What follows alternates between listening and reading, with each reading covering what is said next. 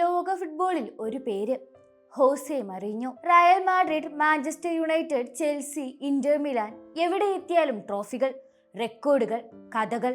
മൗറീഞ്ഞയെ ലോകം അറിഞ്ഞു വിളിച്ചൊരു പേര്, സ്പെഷ്യൽ വൺ. പക്ഷെ ഇന്നോ നമ്മുടെ ഇന്ത്യൻ ഫുട്ബോൾ ചരിത്രം ചോദിക്കുന്നു, ഇന്ത്യയുടെ സ്പെഷ്യൽ വൺ ആരാണ്? Calf nations cup, Tajikistan, Oman, Asian ഫുട്ബോളിലെ കരുത്തൻ ടീം, പേപ്പറിൽ ഇന്ത്യയെക്കാൾ മുന്നിൽ, അനുഭവത്തിൽ മുൻപന്തിയിൽ. എന്നാൽ ആ രാത്രിയിൽ സംഭവിച്ചത് ഒരു ചരിത്രമായിരുന്നു. ഇന്ത്യ ഒമാനെ തോൽപ്പിച്ചു. മാത്രമല്ല, ഇന്ത്യൻ ഫുട്ബോളിന് ഒരു പുതിയ യുഗത്തിന്റെ ജനനം. അതിന് പിന്നിൽ നിന്ന് ഒരാൾ, ഖാലിദ് ജമീൽ. പുതിയ പേരല്ല, പക്ഷേ പുതിയ പ്രതീക്ഷയാണ്. അദ്ദേഹത്തിന് ഇപ്പോൾ ലഭിച്ചിരിക്കുന്ന ഒരു വിളിപ്പേര്, ഇന്ത്യയുടെ മൗറീഞ്ഞോ. മത്സരം കണ്ടവർക്ക് അത് വ്യക്തമായിരുന്നു. ജമീലിന്റെ ടീമിന് തന്ത്രം തിളങ്ങി നിന്നു.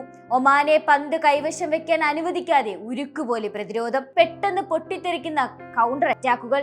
72-ാം മിനിറ്റ് മൻവീർ സിംഗ് പന്ത് വലയിലാക്കി. ഗോൾ മാത്രമല്ല അത്, ഖാലിദ് ജമീലിന്റെ തന്ത്രങ്ങളുടെ ഒപ്പിടൽ. സൈഡ് ലൈനിൽ നിന്ന് അദ്ദേഹം വിളിച്ച നിർദ്ദേശങ്ങൾ, കളിക്കാർ തളർന്നപ്പോൾ നൽകിക്കൊണ്ടിരുന്ന ഊർജം, എല്ലാം തന്നെ അദ്ദേഹത്തിന്റെ മുഖമുദ്രയായി. ആരാണ് ഈ ഖാലിദ് ജമീൽ? ഇന്ത്യൻ ക്ലബ്ബ് ഫുട്ബോളിൽ തൊട്ടതെല്ലാം പൊന്നാക്കിയ കോച്ച്. 2017 ഐസ്വാൾ FC.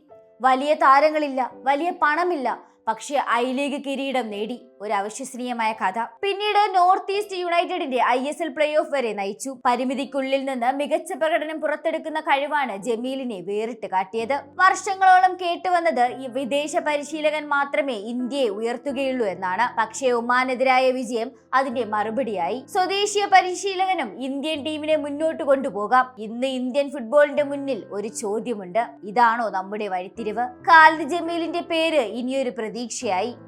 ഒരു ഇന്ത്യൻ പരിശീലകൻ, മൗറീഞ്ഞയെ ഓർമ്മിപ്പിക്കുന്ന തന്ത്രജ്ഞൻ. ഇന്ത്യൻ ഫുട്ബോൾ ഇത്രയും വർഷം നേടിക്കൊണ്ടിരുന്ന നേതാവിനെ ഇപ്പോൾ കണ്ടെത്തിയോ? ഖാലിദ് ജമീൽ നമ്മുടെ സ്പെഷ്യൽ വൺ ആയിരിക്കും.